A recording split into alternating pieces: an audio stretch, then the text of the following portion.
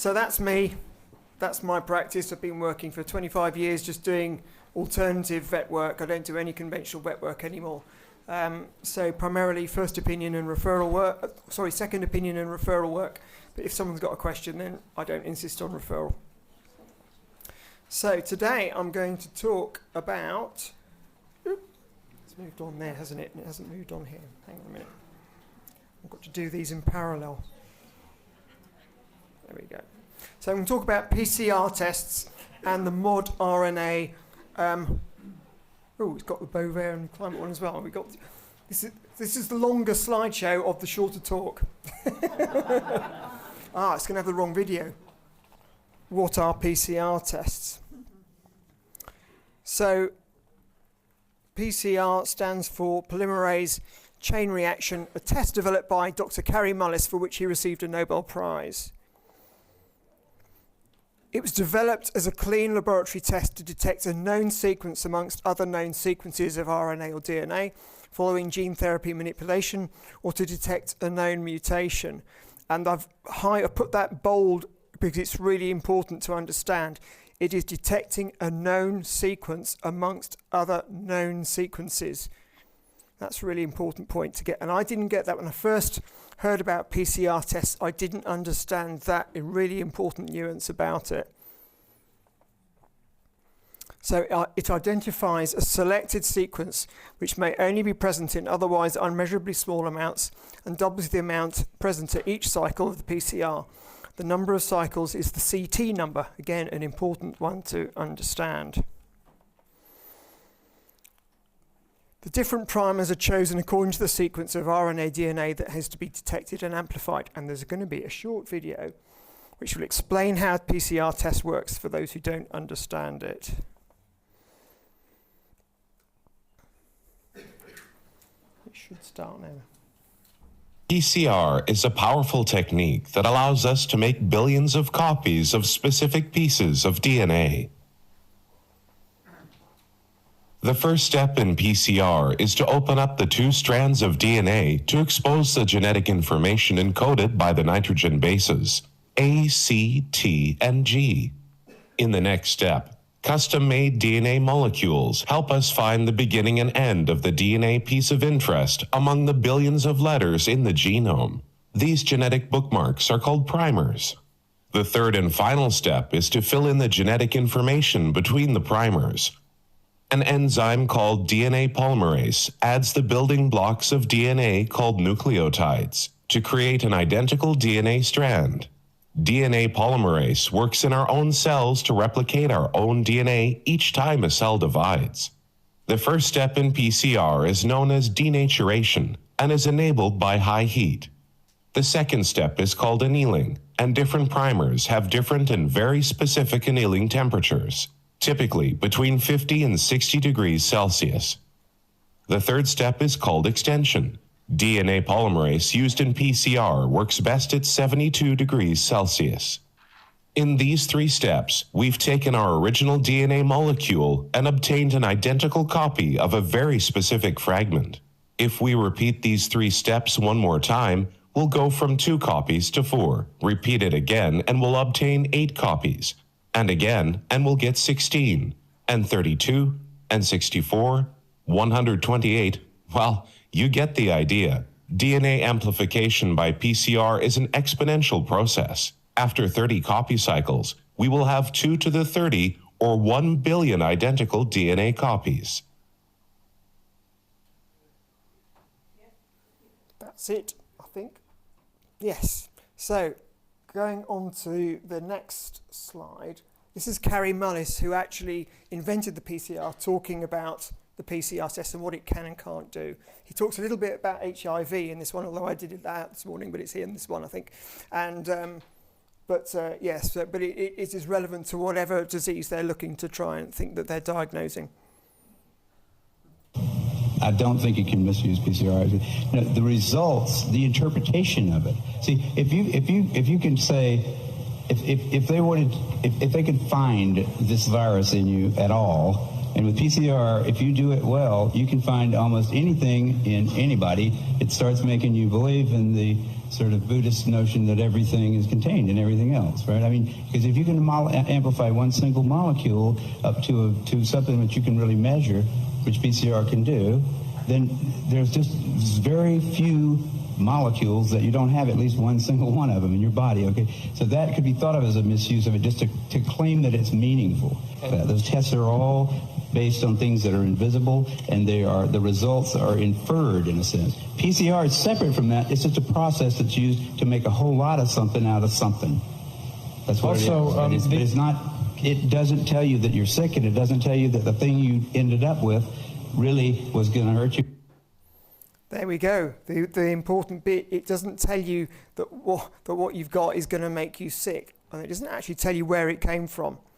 So if we go on to the next slide, is what is detected then? And the answer is, as the video explains, only RNA and DNA with the correct sequence of nucleotides, which are either A, C, G or T, will bind the chosen primer. And that's it. The short primers are only 18 to 20 nucleotides long. They provide faster binding but may have lower specificity, leading to false positives. And the longer primers are 25 to 30 nucleotides, so that's ACGTs times 25 to 30. They offer higher specificity but may form secondary structures or increase the chance of mispriming, which again will give you false results. If there has been a mutation within the primer sequence of the RNA DNA being detected, then it won't be recognised. Conversely, if a mutation in what would previously not have been recognised has happened, it now might match the primer. So this is a bit of a test one for you. Okay. I keep forgetting to press the button. Which of the following viruses are HPH5N1? So if we... There we go. Has anybody got any ideas?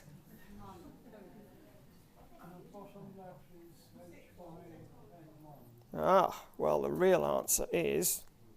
Answer, any, all or none of them, if a section of the sequence that are being recognised by PCR. That's the problem. If any of those viruses contain the right sequence that they've labelled as being an HPAI detection, it will be diagnosed as HPAI, whether it was caused by any other virus or bacteria or a fungus or whatever else. Even the individual's own genome might suddenly be detected and be told that it happens to be that they've got HPAI or another disease, whatever they're looking for. And that's the problem. All right, next one. Which bit? So, the idea is to get people to think, well, which of those viruses is the HPAI? And actually, it doesn't matter. Any of them could be and would be diagnosed as such if they contain the sequence that a PCR tested positive for and said, therefore, that individual has got. So, yeah. So it just shows that it could be... So it's a false positive, effectively. But because the test is labelled as HPAI, it's always diagnosed for any positive is being called HPAI, which is high pathogen, even influenza. So, yeah, so it's just showing that it's not quite as they like us to think it is. Yeah, he died. Yeah, he gave that interview in 2019 and then died not long after. I don't know. So what does a positive PCR test mean? It means that a fragment of DNA RNA that matches the primer has been found, and that is it. That is all it means. PCR cannot tell if the original RNA DNA came from a viable virus or how many of them there were. Or it cannot tell if the virus was capable of infecting the host and dividing. Well, there you go. It cannot tell if there was a pathogen or a contaminant or part of the microbiome, or if it was just mutated. It cannot tell if the immune system had already dealt with it, and it was just a fragment that was left. And without knowing the CT number, which is the number of cycles that repetition of doubling had occurred, it is impossible to know if the original sample was capable of even being infectious. For COVID, there was a paper published where it said CT more than 24 was incapable of causing infection from the original sample, and yet the NHS was routinely recycling that CT number up past 40. So as an analogy, it's like finding a single hair of my dog on the sofa. It doesn't mean that he's there now, but that's what they're effectively what they're saying. It's or that he's alive now. You know, even if it was historical, it can't tell anything more than that. So what is the risk of a false positive? Where the disease prevalence is low, then the chance of a positive result being a false positive is very high. And I don't just mean like over 50%, it's like high 90%. So it's almost invariably high. So if you're looking for HPAI in cattle, like they're doing in the States, for example, you just wouldn't expect to find bird flu in cows. So the inherent incidence is going to be very low. So the chances of a positive being false is extremely high. But unfortunately, that's they're reading more into it. So this is especially true when looking for HPAI in species other than birds and or in the environment when providing false epidemiological evidence. So even the research that they're doing into the viruses, if they're using PCR to detect it, will give you a false idea of what's happening with that virus in terms of how it's behaving in a clinical situation as well.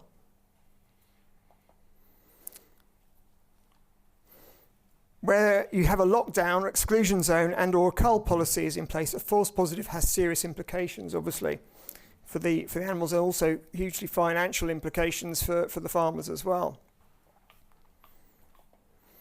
If there is another cause that has similar symptoms that can affect a population, then a false positive PCR test misses these other causes, and they won't even be looked for once you've had a positive PCR. For example, the HPAI in birds, I'm sure if you've seen it on the internet, they will say maybe there was some crop spraying in the area. I know in the US was saying that he saw some birds that were diagnosed with HPAI and he thought they had vitamin E deficiency. So you've got to, how can an enclosed barn flock contract HPAI if there's no outside contact? You know, there's got to be some common sense coming in here.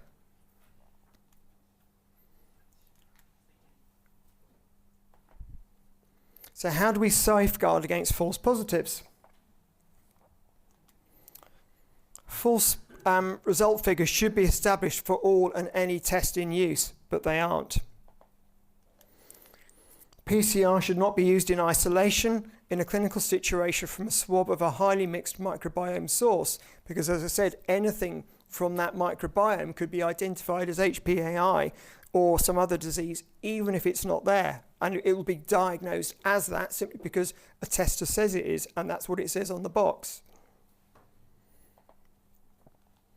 The CT number must be less than 23 and certainly not the 30 to 40 plus as commonly used. It should only be used where there are clinical symptoms. This idea of asymptomatic disease is just a non-entity. You know, we've all got a microbiome, we've all got things which can cause disease in us, but it's whether they're in balance or in overgrowth that determines whether they cause symptoms or not. So, you know, we should only be looking for things when there's actually a clinical reason to do so. And tests should be only used, PCR must be backed up with any other tests like ELISA testing or isolation identification cultures. So ELISA tests aren't without their false positives either. The problem they've got is to isolate and grow something like viruses in a cell culture to identify them. Takes days, and they obviously want results quickly. Farmers, I know there aren't very many today, but farmers should also ask what tests are to be carried out before they submit their animals to be tested, and if so that they aren't exposing their animals to unreliable tests and unnecessary consequences, because it won't just affect you as a farmer, it will affect your neighbours too, because there'll be exclusion zones put round. So we need some good legal advice on this. So if anybody knows any lawyers who are awake, who know a lot about agricultural law, it'd be really useful to have a contact with them and to start talking to them about what we can do in advance. On the HPAI, one bit of good news this last week is they've now started lifting some of the restrictions on the bird flu that were in place. So it does look like they are easing off. For how long, who knows? So I did some correspondence with the Veterinary Medicines Directive because I wanted to get to the bottom of this. And I asked the Veterinary Medicines Directive, VMD, why they had approved the PCR test for clinical diagnosis when they weren't considered suitable by Dr. Carrie Mullis for clinical use. Their reply was, there is no authorisation procedure in place for tests. Nobody official or independent has verified their efficacy or established the figures for false positives or false negatives in different scenarios, which will alter depending on the disease prevalence. So how can they be used at all? Good question. Whilst the APHA say their staff know what they're doing, that seemed to apply to the nuts and bolts of doing the test procedure, which I don't doubt they're very capable and very good at doing. Their replies did not reassure me that they understand the interpretation properly, such as the risk of false positives. As you can imagine, my letter to them was very much along the line of, how do we know these aren't false positives? And yet they didn't address that false positives issue at all in the reply. So, you know, omission says it all, to be honest, as far as I'm concerned. So in my opinion, the PCR is being used is being appropriately used in inappropriate situations and inappropriately interpreted, as Dr. Carrie Mullis pointed out in the video. In my opinion, we risk a situation as occurred with foot and mouth in 2001, where thousands of healthy sheep and cattle were culled for no good reason. And the question has to be, what is the end game when you're starting to do these tests? Especially when you've got something like bird flu, which you've got a wild bird population, which they're doing nothing to control. You know, what is a reasonable and an achievable end game? So that's the bit on PCR. So we're going to run straight onto the mod RNA jabs and how they are inherently dangerous when we use them in food animals. Well, any time, but especially with food animals. So there we go. If I press this again. So they're inherently dangerous. They are not vaccines, they are gene therapies, and that's according to the BioNTech SEC filing. So it's not me saying it, it's them saying it themselves. Lipid nanoparticles can cause inflammation, and they can cause emboli, which is clots effectively through clumping and allergic reactions. So that's obviously part of the delivery system of how these jabs are being into the animal or person. So the lipid nanoparticles do not stay in the site of injection, as we were originally told. They go all around the body, especially to the gonads, lymphatic tissues, brain, nerves, etc. And there was a study done very recently where they looked at the effect of spike protein or mRNA jabs on rats and ovaries, and they found there was up to 60% egg loss in the ovaries. So you can imagine if 60% of the eggs are being lost in the ovaries for an industry that relies heavily on pregnancies for dairy and also to reproduce for the beef and the meat. If we start using these jabs on the animals, we're going to have a serious population and a fertility issue, which we're already seeing in people. But the difference is this is our food as well. So we know the mod RNA can also enter the nucleus and it can reverse into the genome. Again, something we were told wasn't possible. Due to the pseudouridine, the body doesn't stop the protein manufacture, and it will be broken down. The mod RNA itself will be broken down and may mimic microRNA, which are cell signaling molecules, and they've only been relatively recently discovered. So there's about 5,000 microRNAs in the body, of which they understand 5. and these have effects in cell signaling in different parts of the body. So it might have an enhancing a biochemical process in one part of the body, and it might inhibit it somewhere else. So once you start introducing sort of errant RNA from outside sources, you don't know how it's going to interfere with that cell signaling process. And even if you understand what it does in one, you don't know how that impacts all the others, that are, because they're all going to be interlinked. You'd need a quantum computer the size of the room to even have a chance of computing it, and you wouldn't. I don't think it's possible.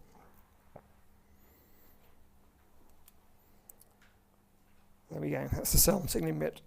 So the other bit is there's a prionogenic risk of mod RNA. So as Sandra talked about in her talk, everybody remembers BSE. Well, BSE was caused by prions. It's a protein that is infectious, and it's been shown that mod RNA on itself, whatever, regardless of what it might be directing the body to produce, can be prionogenic in itself. And the protein can also be prionogenic too, but I'll talk a little bit more about that too. And then obviously there's an autoimmunity risk if the protein structure mimics any proteins that naturally occur in the body. Sorry, for a layman, what do you mean by that? The prionogenic. Prionogenic. So prions are the infectious proteins that cause BSEs, mad cow disease, scrapie in sheep, Creutzfeldt-Jakob disease in people, and euvariant Creutzfeldt-Jakob disease is what people who ate the beef got. So if you've got, so prionogenic means it's something that causes prions to form. So I'll talk a little bit about prions in a minute, so hopefully that might explain what that's about. So mod RNA in animals. So there is currently one mod RNA product in the USA for pigs called Sequivity, which, given they've just brought out these new trade agreements with the USA for bringing meat into the UK, I wouldn't be buying any US pork. So Sequivity is a product platform, not a specific end product.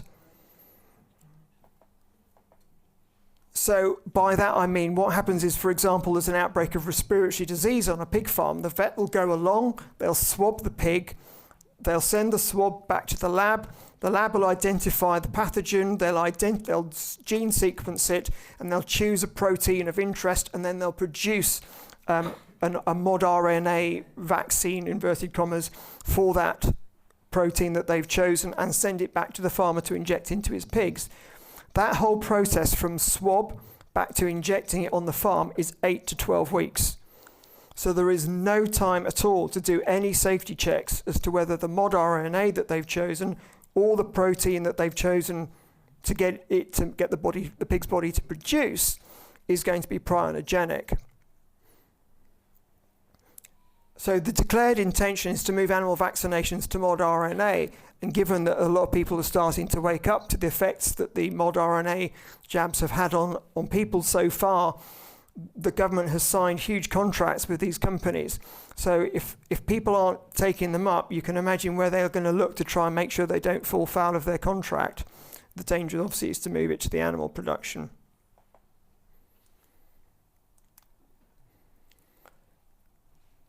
So they have inherent risks and dangers that aren't being checked because there simply isn't time to do it in 8 to 12 weeks. And even for other jabs that are doing on a longer basis, they still haven't gone into looking at these aspects of it.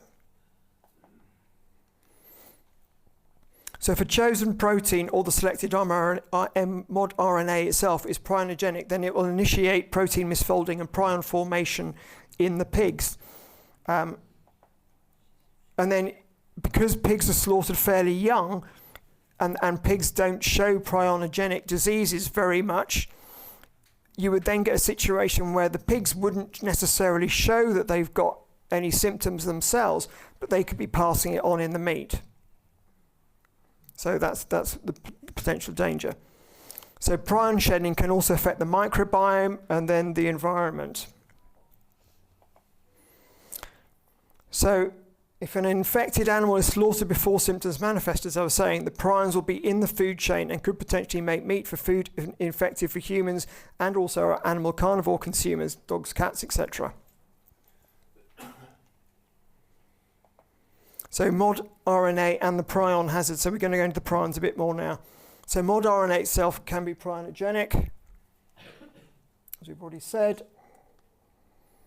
So the chosen protein produced under instruction may be prionogenic itself. Prionogenic means it forms prions, or gets the body to form prions.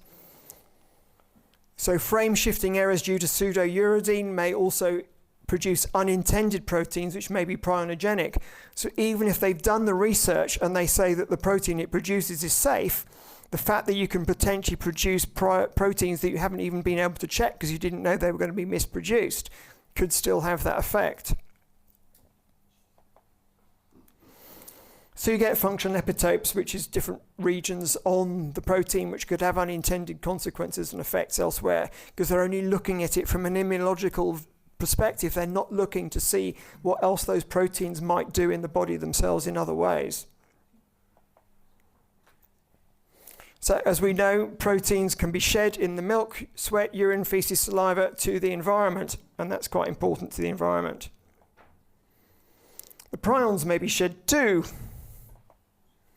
So prions in slurry, which could potentially used as fertilizer, will go to the soil and then into the soil fauna. So the beetles and the worms and whatever else. And this is the bit that the vegans will find scary. The plant roots will uptake the prions from the soil and accumulate in the leaves and stems. So don't think just because you're not eating meat, you're safe. It can go into the leaves and stems in the plants, and they think that is one of the ways in which the chronic wasting disease in deer is being spread, is by eating vegetation that's been prion injected by other deer. So the prions in soil will leach down into the water system and not neutralised by water processing. Can it spread in rain like microplastics? Who knows? I don't think anybody's done that research to see what degree it can be changed. Okay, so this is a little diagramette to show what. So we've got an mRNA produces a protein, and we've got this. This is a normal protein that we have in the body that's the normal shape, and when it gets when it forms a prion, it gets a beta-pleated sheet formation. So you can see this protein changes shape, and that becomes prionogenic. And it's a bit like seeding a crystal in a chemical solution. You might have done it when you were a kid. You had a very strong chemical solution, then you put one crystal in, you just let it grow. And that's what effectively happens with these prions. So once you start the prions growing, they basically take over themselves. So those prions and all those could go into the topsoil, can potentially go into the water, could go to the roots, into the vegetables, and also into the grazing, and into chronic wasting disease in deer, or BSE in cattle. So there we go. So that's just a diagrammatic explanation of what I sort of discussed before. So potential consumer dangers. There we go. So consumption of prion-infected meat from farmed or wild animals can obviously, if it's prion-infected, it can set up prions. It doesn't always happen in every species, but it can do. It can cross species as well. Consumption of prions in crops fertilised by infected surrey and or water. Again, potential danger. Consumption of prion-infected water and dairy produce. And pasteurisation isn't going to save you. It's very heat resistant. Consumption of prions that have been passed through other species can accelerate misfolding activity. So, for example, if a deer ate a BSE, like a bovine, a cattle prion in the ground, and then somebody ate the deer, when the cow prion goes into the human body, it accelerates a lot faster than if it had been eaten directly from the cow, from the beef for some reason. They don't understand, but there is this ability to amplify the prionogenic effect. There we go. So there's a risk of new and previously unknown prions, e.g. a superprion, which doesn't have any species specificity.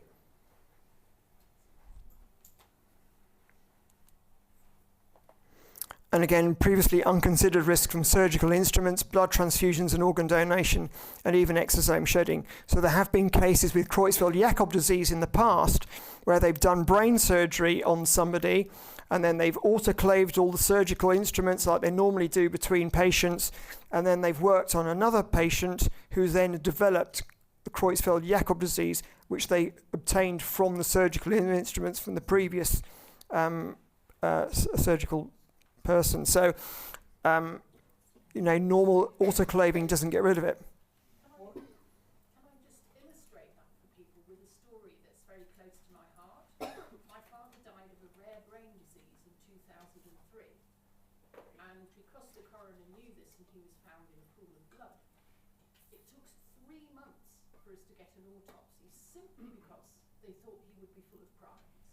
And the point was that the autopsy places were not able to disinfect satisfactorily. So in the end, his body was taken to Oxford University because of the rareness of the disease, and they've kept his brain and spinal cord for scientific purposes. But that might illustrate something about prions, which I knew about. Yeah. I mean, I've also heard there's somebody got it on a corneal implant transplant as well. So, they're not easy to sort out and screen for and get rid of. Exosomes are like the dustbin of the cell. So when you get debris in your cell, it gets put into an exosome and then kicked out for the body to deal with effectively. So exosome shedding can also happen through sweat and bodily fluids as well. There's also a protein called P53, which is our own natural defense against cancer, and prions will interfere, and we also know that some of the mRNA and spike proteins will interfere with P53 as well, which, again, if we remove the body's natural cancer protection, we get turbo cancers. So what's the difference compared with BSE? So the whole herd mod RNA inoculation increases the chances of prion formation, because if they're going to inoculate we're using with these mRNA against I don't know, some sort of respiratory virus or something, or if they go for bird flu like they're talking about in the States now, then every cow is going to be jabbed. It's not going to be the ones that ate the wrong batch of food. It'll be every cow in the herd, or every sheep or every pig that's injected will potentially be at this risk. And it won't happen in all of them, though again there's always a normal distribution curve of response. And so some will be okay, others will be not so okay, and others might even show symptoms before they die, and warn so that their others might be infected as well. As we've already said, prions are highly indestructible and will tend to concentrate in the environment and the animals. As a result, the inability and impracticality to filter and neutralize them will again lead to an increased speed of accumulation and concentration if we allow these to come in. The sheer numbers of potential animals involved in the events of a mod RNA jab is mandated, e.g. by the World Health Organization One Health policy, because there is provision within the pandemic treaty that the World Health Organization can say if this is a zoonosis disease, they can therefore mandate veterinary intervention as well as human interventions. So, the veterinary side and the animals aren't immune from what could come down from the World Health Organization if they assume that what's going wrong is a zoonosis, which obviously there's already been noises about that in terms of bird flu.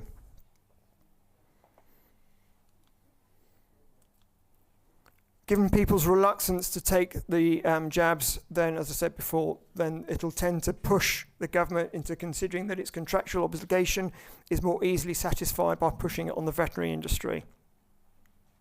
So where are we at the moment? So mod RNA use in pets.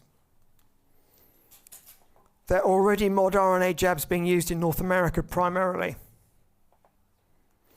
So rabies in Canada, canine influenza in the USA, Mexico, Chile, and Philippines came in June 2024, and cat FELV in the USA, February this year.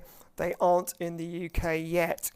There was a preliminary paper published at the end of last week, but they've completed a study looking at HPAI, mod RNA, HPAI vaccination in calves. And yeah, it produced some antibodies and it reduced viral shedding for 4 days. But I spoke to Max, who's a vet friend that I know in the States, and he told me that he'd sat through a 7-hour presentation and they reckon there's a 3 to 5% impact benefit from the jabs. It's like for all the risk that goes along with it, it's not a benefit. And actually, if you looked at the graphs, then it turned out after a period of time, the unvaccinated calves actually cleared the virus better than the vaccinated, which I'm not totally surprised about. So these are made by MSD, and they're now calling them RNA particle vaccines under the brand name Nobivac NXT. So if you go home and you check your pet vaccine certificate, they will probably say Nobivac because that is one of the commonly used brands in the UK. But it's the NXT addition to that hasn't come here yet. So you won't see it on your own vaccines here. But obviously that's one to be aware of. And if you see your vets saying, we've got the next level vaccines, NXTs, run. And take your dog and cat with you. So given that shedding has been proven to occur in the mod RNA COVID jabs, it must be considered that there's a risk that if your pets were to be injected with them, that you might potentially be at risk from shedding from them. The NXT are actually self-amplifying RNA jabs, where the body is directed to produce the mRNA element itself. This means that there are 2 levels of uncontrolled exponential amplification instead of just one, as happens with the mod RNA. What could possibly go wrong?